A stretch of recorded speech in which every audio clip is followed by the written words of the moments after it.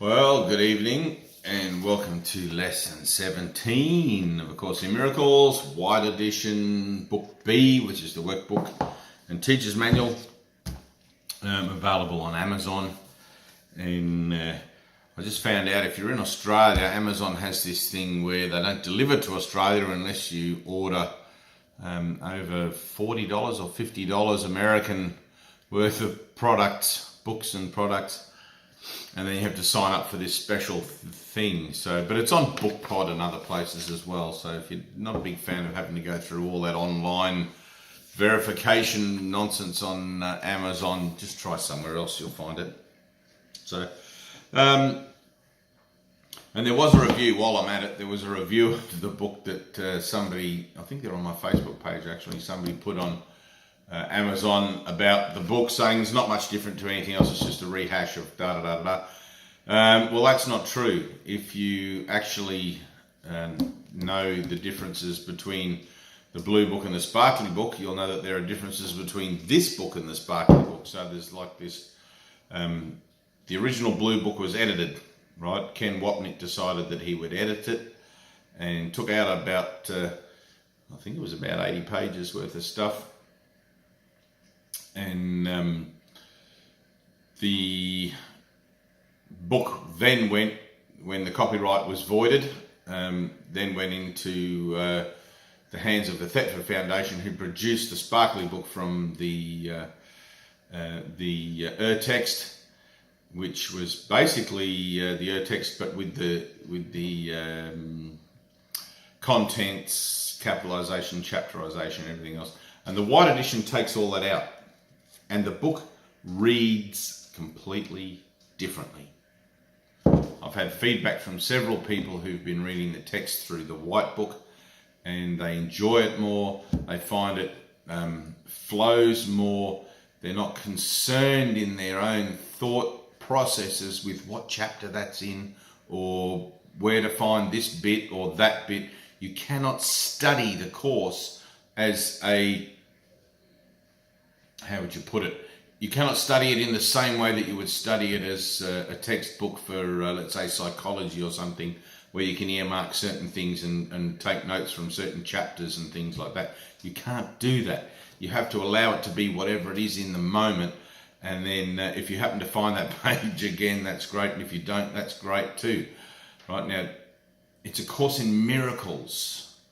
And I know it might be a far reach for some people, and maybe you're not ready to hear this, but you have to let it be miraculous. You have to learn to be miracle-minded and allow even the reading of this course, even the study, and study is required, right? But you cannot study it in the same way. You cannot pigeonhole it and put it together in the same way as your egoic tendencies do with everything else in the world. It just doesn't work that way, which is why so many people find it so difficult to get through this course. I hope that's clear. You know, it's like, jump online, order yourself Part A. If you've already got A Course in Miracles, just order Part A, and this is Part B. I'm doing the workbook, right, which is the text. That's where all the differences are. Start from the beginning, read it, see how you go. Resist that temptation to go to the old blue book or the sparkly book or any other kind of version of it and try to find references. Right? Allow your mind to become fluid and just to go with the flow. That's what this whole process is for. If you start taking, I know people that highlight everything, take notes, they've got stacks of books of, he says this here and he says that in that page. They've got the glossary of terms, they've got everything. All you're doing is using your academic mind to try and nut and bolt something that has to be miraculous. You're not going to have a miracle by trying to work out what this text is about. You have to live it. You have to apply it, and you have to put the principles into application in your daily life and undergo a transitional shift in consciousness that will take you away from the necessity to want to document, analyze, and study in that particular way, in that sense, altogether. Right? You really got to let go. I don't know how to put that any clearer. Let go.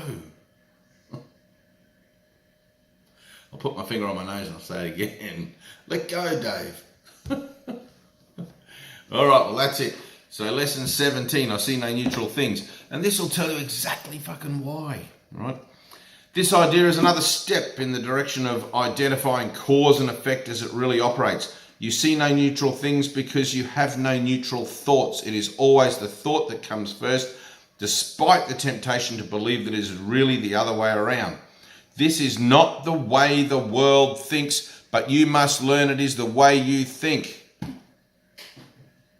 Get it? This is not the way the world thinks. You cannot study this using the mind that thinks the way the world thinks. You have to let go. You've got to just push on through.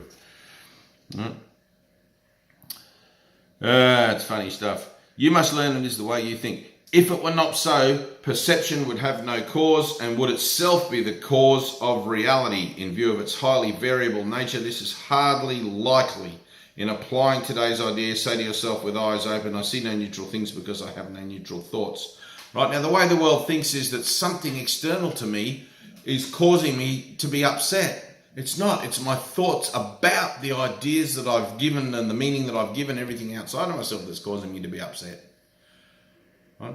Those things have no neutral activity in my mind because I've already given them a meaning. Right? When I've relinquished my mind from the habitual tendency to want to pigeonhole everything and give everything a meaning and document everything and study this course in a particular way. Can you hear what I'm saying?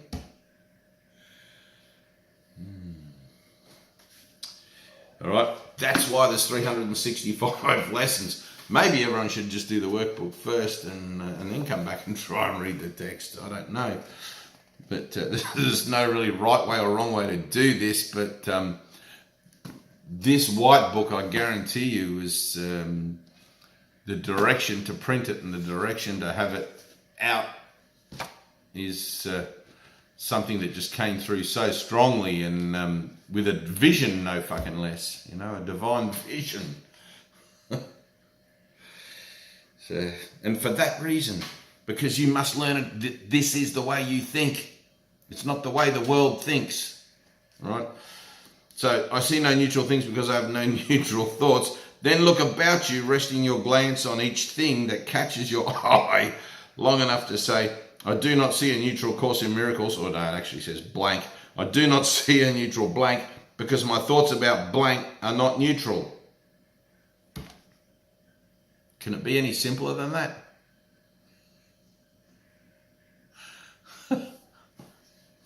It's so simple, it just gets overlooked. It's so ridiculously fucking simple. This whole course is just the simplest thing, and we make it so complex. And when I say we, I'm talking me as well, you know, like, come on. I'm still here in this third dimensional, whatever the hell it is. God damn it. For example, you might say, I do not see a neutral wall because my thoughts about walls are not neutral. I do not see a neutral body because my thoughts about bodies are not neutral. As usual, it is essential to make no distinction between what you believe to be animate or inanimate, pleasant or unpleasant. Right? Regardless of what you may believe, you do not see anything which is really alive and really joyous. That's incredible. If only those quantum physicists would pick this up and just read that line. You do not see anything that is really alive. It's imagery. It's a projection. This whole physical thing. The thing that's really alive is the spirit. The spirit is life itself. This is like a suit. This is like a flesh, molecule, particle, wave suit. It's not living. It has this momentum and this thing that is given to it by that which is alive, which is the mind, spirit.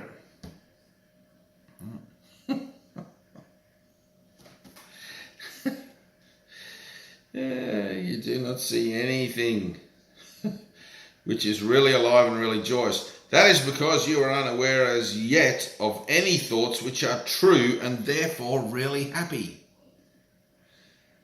That is because you are unaware as yet of any thoughts which are true and therefore really happy. This is mind-blowing stuff.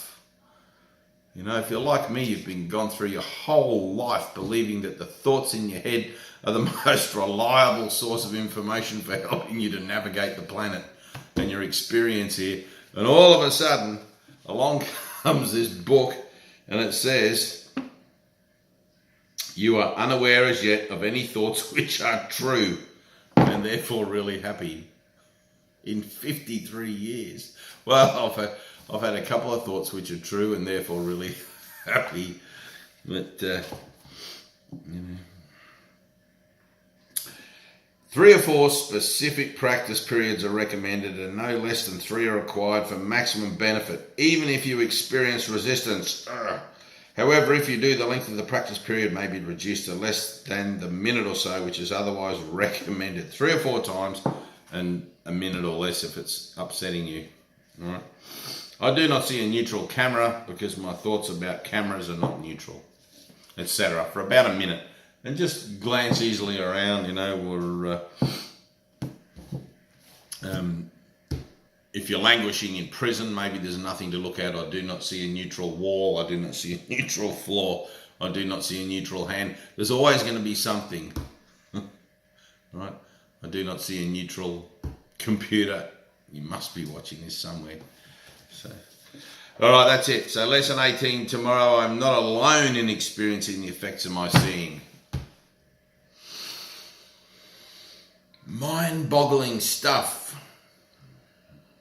You know, it reminds me of, this book reminds me of, I forget the movie, but the kid that goes into the, like, Asian junk store and he finds the mystical book and it's got the dragon on the cover and he opens it up and his whole life changes. And this is pretty much that book. This is probably better than that book because at least it's telling you what's going to happen. All right, I love you and I'll see you tomorrow. Bye.